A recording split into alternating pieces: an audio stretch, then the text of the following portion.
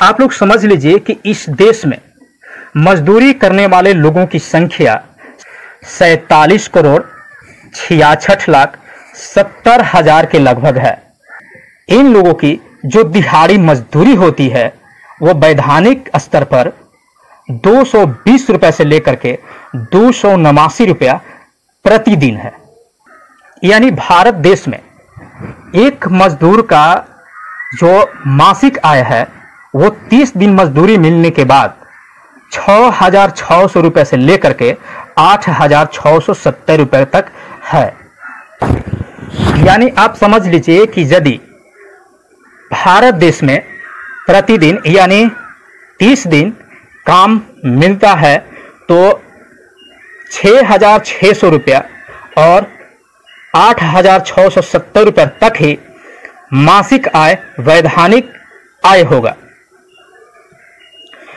इस हिसाब को एक पलड़ा पर रखते हुए दूसरे पलड़ा पर हम खर्च के बारे में देख लेते हैं। इनके परिवार में एक दिन का खर्च समझ लीजिए।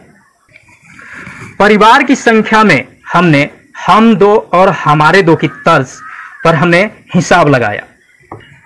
तो इस तरह से हम दो हमारे दो के तर्ज पर हमने अनुमान लगाया तो एक टाइम का जो खर्च है उस मजदूर परिवार के घर में 252 रुपया 30 पैसा मात्र भोजन करने में ही उसका लागत है। इस तरह से शाम सुबह शिक्षा और स्वास्थ्य का खर्च जोड़ करके 765 रुपया 60 पैसा उनका एक दिन का खर्च होता है। तो 30 दिन के लिए घर चलाने के लिए पालन पोषण परिवार को करने के लिए 765 रुपया 60 पैसा गुने 30 के हिसाब से 22,968 रुपया हुआ।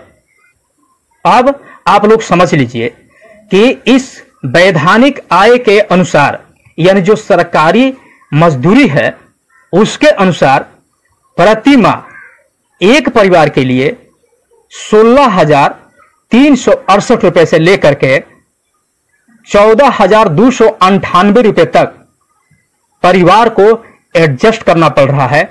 जो मालिक कमाने वाला है उनको एडजस्ट करना पड़ रहा है।